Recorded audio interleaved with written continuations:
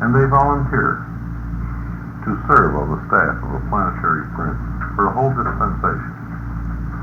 And they're reinvested with material bodies of flesh and blood. These bodies are put together for the light carriers with the assistance of the physical controllers, just like they reconstructed Lazarus' body. They practically had to rebuild that body because cellular decay had set in. Technically quite a difficult job for them. And these are the physical go-betweens who make real to the mortals of Earth, of an inhabited world, the invisible planetary prince. You can see him. Do you ever stop and think that if Caligastia had arrived in the days of Andon and Fata, that the staff of 100 would virtually have outnumbered the human race? There were less than 100 people alive, even when the grandchildren began coming along. And they died, and Fata died before they had very many great-grandchildren. Why didn't they do that? Think what a head start mankind would have gotten had the arts of Dalmatia been taught to the aboriginal Andonites right from scratch. The human race would have started out civilized, virtually. Bill, we're so far behind, do you suppose that all the 7 super universes, all the planets in all the 7 super universes except Urantia is going to be selling light and life? They're going to have to wait on us? No. No. There's still, I see a great future for the human race, Wilma. If we keep on being ornery, we'll keep killing each other off until we finally get all the ornery ones killed off. I think the only ones don't kill all the good ones is the way they're going now. Well, I think the Patagonians and the Eskimos will make it. You know, I know that as many of you here have heard that it said that during the Civil War, that there was one family that if they had all gotten killed off, it wouldn't be so many other people now. Yeah. Well, I've asked myself, why didn't Caligastia arrive? Well, you figured out a reason. Yeah, I think there's a premium on doing it the hard way. Oh? And if you compare the character of an Agendander with a non-Agendander, you're evaluating the premium. Agendanders are tougher people. They've got more courage. They've just got more, they've got more on the ball. They may not be quite as refined to start with, but they are a lot more dependable in difficult situations. I think they deliberately withheld this help to throw man back on his natural resources. While we wait for Bert, you want to turn this off now? You know how.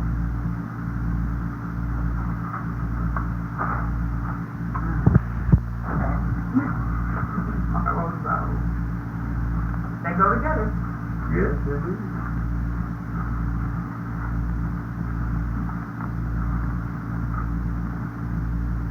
Boo. I just didn't want that thing to go on so long with nothing happening. I wanted to get something on. It's a waste of material. For sure. Yeah. We differ in so many ways. We have 9 races here instead of 4 or 7, which are normal. Sometimes there are only 3 evolutionary races: red, yellow, blue. Sometimes there are 6. There's either 3 or 6 normally. But we evolutionary plus the Adamite. So it adds up to 4 or 7, but not 9.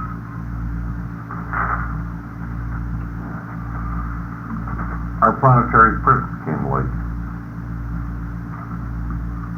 He rebelled. We got our material son and daughter and lost them within 500 years. We're shy. We're missing, with one notable exception in our group, our normal percentage of endemic flood. And you see, when they they planned for people to be 50% Adamites. Now, when the Adamites got down to about a sixth to an eighth Adamite, they quit calling them Adamites. They got a new name for them. They call them Andites. An eighth is about 12.5%, and the sixth would be 16.33%. So you're talking about 12 to 16% Adamic. That was the Andite range. Now, when this gets thinned out, still more, then they call them the white race. I would guess that, again, with certain exceptions, we range from 3 to 5% Adamites. Now, when you try to visualize a blended race, if we are basic Cro-Magnon stock, blue man, carrying a little 5%, 4%, 3% dosages of blood of Adam, what do you suppose a Negro would look like who was 50% Adamic? This would be quite a person, wouldn't it? What do you think he looked like? I think he'd be a very handsome individual. And when you stop and think of that musical nature, that poetic nature, fired with the Adamic imagination, these would be the great poets of Earth. These would be the great musicians of Earth. They do pretty well with almost no Adamic blood, except as it's infiltrated through the white man. The Negro has no Adamic blood, except in East Africa. There's a little trickle of it down the Nile and across from Arabia. Bill, we have a blue man here in Tennessee. Now there are some Indians, are there not, who are blue? No. This man is as blue as blue. Well, I wouldn't know about him. I suspect bad circulation. No, it's a different, it's a shading of the Indian color. The Indians are basically copper and red. East Indian, but have any of you been to the Pancake House up there on Main? He owns it. I think he owns it. He runs it. And I have never seen a person who has that shooter coloring. But yet I thought that there were some East Indians who were blue. There were some green in there. Do you remember how the colored races fared here on Earth as they spread out from Afghanistan? Most of them are still up. The red man got to farther Asia, followed by the yellow man. And they say that that was the greatest epic fight of the history of the human race, was the toe-to-toe slugging match between red man and yellow man for the mastery of Asia. And the red man had the edge in the beginning because he was slightly the better fighter of the two. But the yellow man had more social cohesion. And at an earlier age, he stopped fighting among himself. And when he did, since the red men didn't, the Chinese began grinding him like a juggernaut up against the retreating glacier. And about 80,000 years ago, what was left of the red race was slugging it out for existence with its back to the ice. And the yellow man moving in. And when Bering Isthmus opened up, the red men fled to North America. The pure red men were mostly in North America. The groups in Middle America and South America were not pure red. In North America, the red man never did stop fighting among themselves. In Middle America, Central America plus Mexico, and in South America, they built civilizations. And there were some Adamites got across. There was In one South boatload, America. Six made it arrived. across the Pacific.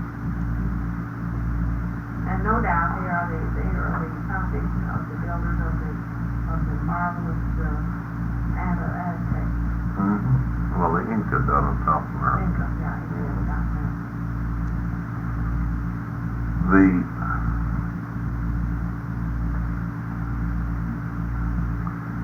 The orange race moved in towards Palestine.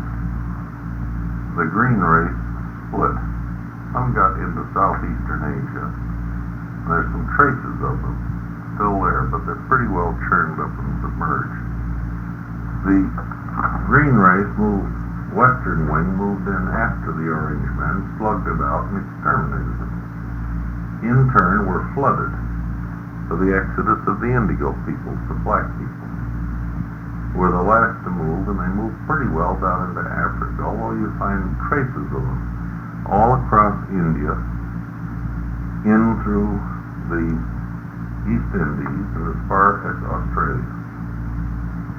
The oldest people over there, I think, are submerged remnants of the black race.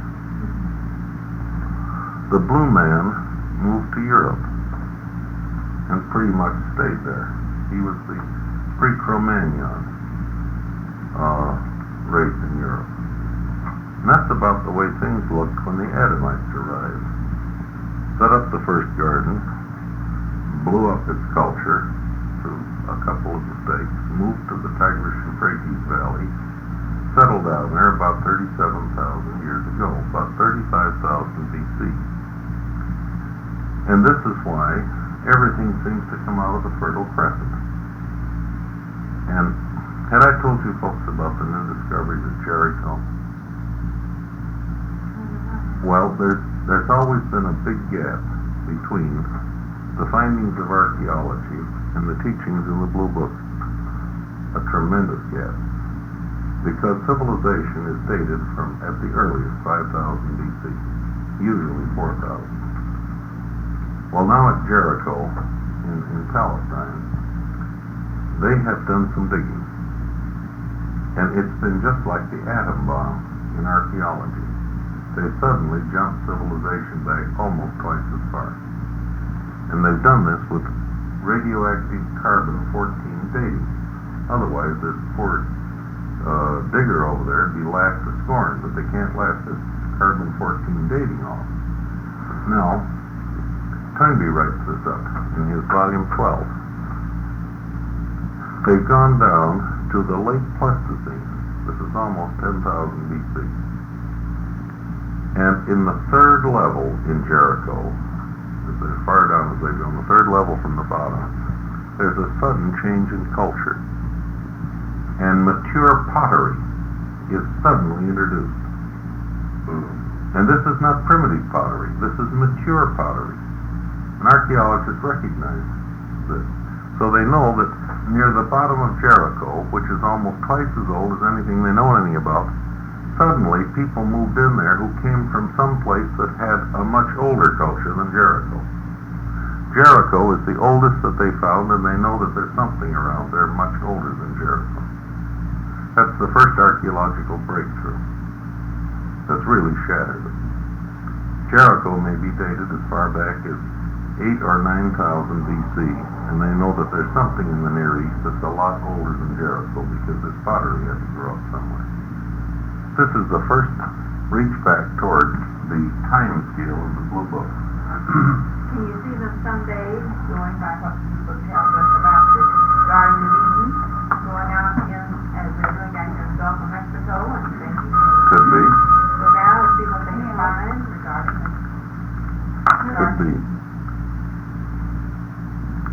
Okay. That's all right. Okay. Who's that? That was Clyde. He thought he was calling somebody else. Oh. He said, oh, I'm calling Bill. Just to complete racial history, as long as we've gone this far, the Adamites kept moving up into Turkestan, and there they mixed with the Nadites and whoever else was around there, milled around, and in that area they built up a reserve of population. Turkestan was then in the Pluval period, with a lot more rain in through Europe, in that whole area, back about 15,000, 12,000 BC. This is recognized. For example, it's questionable that you could get into Europe very easily across the Russian plains The Pripyat marshes in Poland during this rainier season probably formed an almost impassable barrier into Europe. The earliest endemic infiltration of Europe took place before the Mediterranean flooded. When the Mediterranean was a series of lakes, when there was an isthmus at Gibraltar, and they probably entered Europe through the Sicilian land bridge. Henry Fairfield Osborn, in his Men of the Old Stone Age, records the finding of two of the darndest skeletons in Italy. The skeletons are about 7.5 feet tall, and they look like unusually well-proportioned human beings, and I think those are skeletons of Adamites. He notes it and passes it because it just doesn't fit in anymore. They weren't Adamites, they had a lot of Adamic blood. They were half Adamic. The Adamic infiltration into the blue race produced the Cro-Magnon type and explains the sudden efflorescence of art in the Cro-Magnon. The cave paintings were by blue men who'd received a dosage of Adamic blood. Then, visualize, if you will, all this story is beautifully imagined in Will Durant when he talks about the dawn of civilization, men fleeing from the brazen sun and the burning sky and the drying up of the streams. This is what happened in Turkestan. Each year there was less rain. Streams ran dry. Wells dried up. Oases became untenable. And population pressure built up in the Asiatic steppes. This is the same kind of climatic change that Huntington writes about in his Climate and Civilization, which explains why the Sumerians, the Scythians, the Sarmatians, the Huns, the Alans, all of them came out of Asia. The Khazars still later. In these waves of barbarians that beat across the Russian steppes and hit Europe, driving other peoples in front of them. Well, the first great wave, I suspect, came out of Turkestan along about 10,000, 9,000, 6,000 BC. And as you see these Andites moving across the Russian steppes, intermarrying or killing, if the people looked degenerate, they ruthlessly exterminated them. They initiated them into the happy hunting grounds by lethal submersion in water. And if they didn't kill them, they took them into the tribes and married them. Because there must have been a lot of Neanderthal blood still floating around there. You're seeing the Andites gradually transform themselves into the white race. And as they move across Europe, as it's beginning to dry up, they swamp all northern Europe, Scandinavia, driving the earlier Andinites north, where they still exist as the Lapps, the dark Swedes, as you please. And you then see another great epic fight, although a shorter one. The slug match, the slugfest for Europe, between the Cro-Magnons and the Andites. And as they say, the Andite military headquarters was in Denmark, recently up from the sea. And the Andite commander in the last battle of the Marne, when they smashed the Cro-Magnon defenses, was a guy by the name of Thor. And they still worship him in early Scandinavia. Thor. He was a real person. He was an Andite militarist. Thor is the name, Yeah. precedes I don't remember that. It's in there. They don't mention Odin, but they mention Thor. Where do you find that? Is that, That's in part 3. of this? Well, Will Durant mentions, He doesn't know about Thor. No. He knows about the no. spread from Turkey. That's He's right. got that figured out.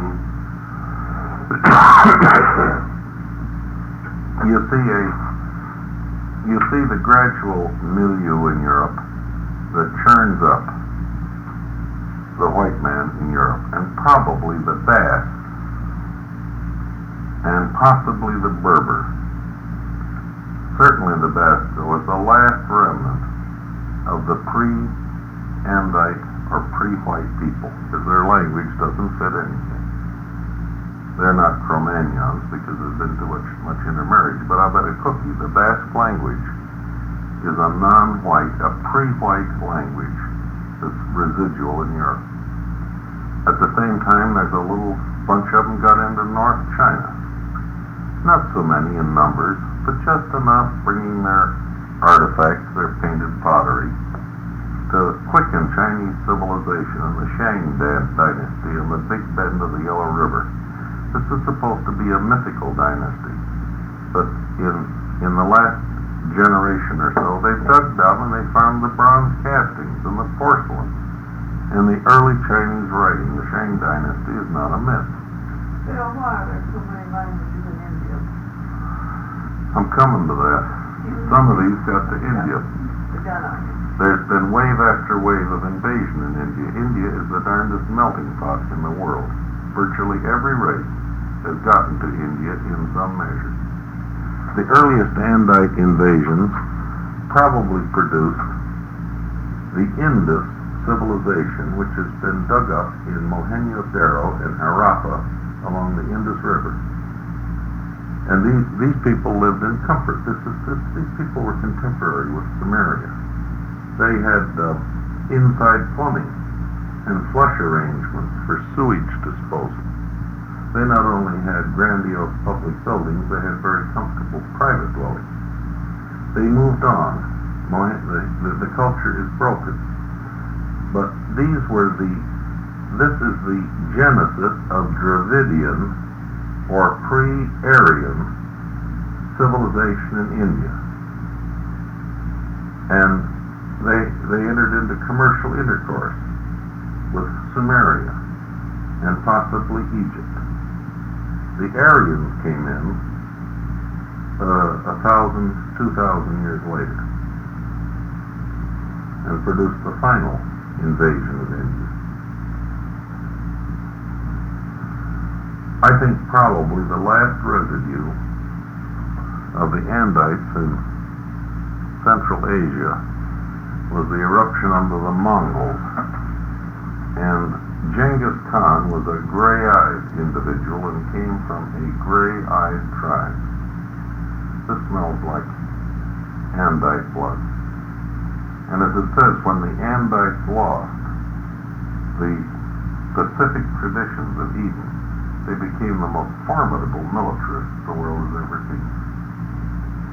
And Genghis Khan is a conqueror alongside of which Alexander, Napoleon looked like parvenus.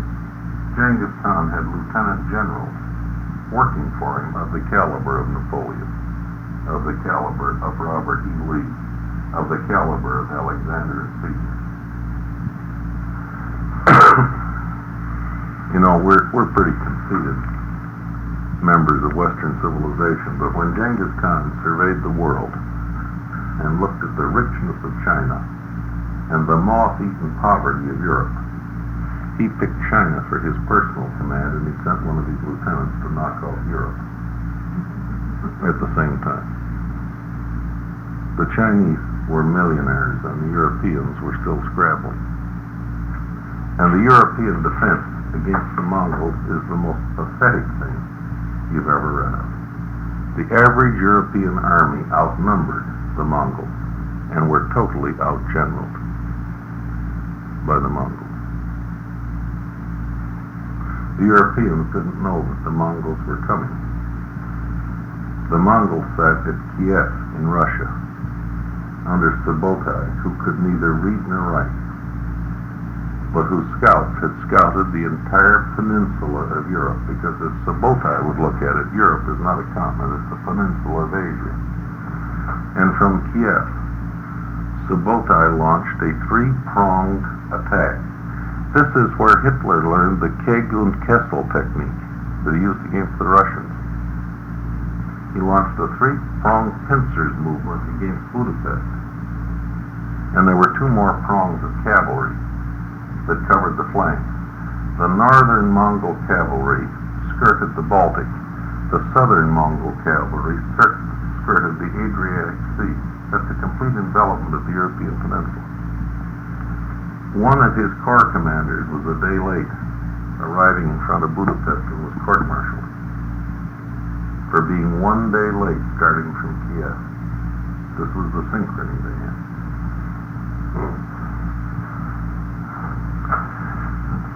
The average European army outnumbered the average Mongol army, but was whipped to a fare-thee-well by vastly superior Mongol tactics.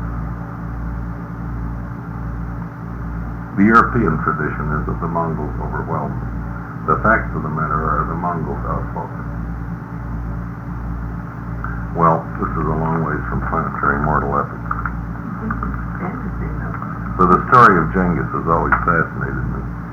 He had a very simple philosophy. He said there's one God in heaven, there shall be one ruler on earth. And nearer than any other man, he almost made that good. He's coming very close to the truth, too. You know, I think our world differs from the norm in that warfare has gone over into the post-Adamic age of invention. The post-Adamic age, in its later reaches, is the time of scientific development. War is normal on all evolutionary worlds, but scientific, mechanized warfare, I think, is the exception to the rule. I think that by the time men have begun to unlock the storehouse of science, war has been ended because the races have been blended and a planetary government or its equivalent has been established. Now let's just stop and reason. Let's say that each of us was like one of us and had a very high percentage of Adamic blood. And away in the Levant is a city called Eden. And there are Adam and Eve, from whom all Adamic inheritance comes. And there you have the biologic father and mother of all mankind. Because since we carry their blood in our veins, we are, to some degree, their children, grandchildren, great-grandchildren, and so on. And there you have a tremendous unifying force on a planet. And this Adam and this Eve can exert a compelling authority over mankind because they do not use force. They set fashion. Let's just reason by analogy. If the Congress of the United States decreed that women's skirts should come up 3 inches this year, there would be a mass revolt on the part of every woman in the United States. The Prohibition Amendment establishes that. But if some characters in Paris who have no authority say that women's skirts will come up 3 inches this year, well, I haven't seen so many knees since the 1920s, have you? And yours are very attractive, Wilma.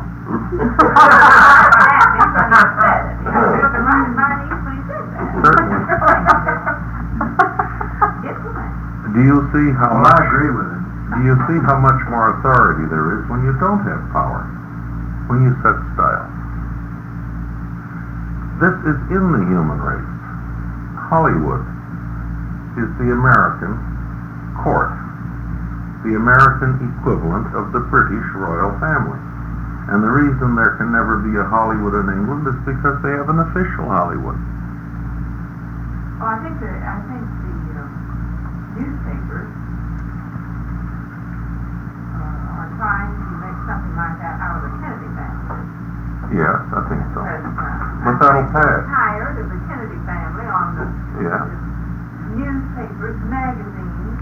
Well, it's the first time we've had a cute kid in the White House in a long It's time. weird. Yeah. We're getting the Kennedy. Sure. And she is informant and all that.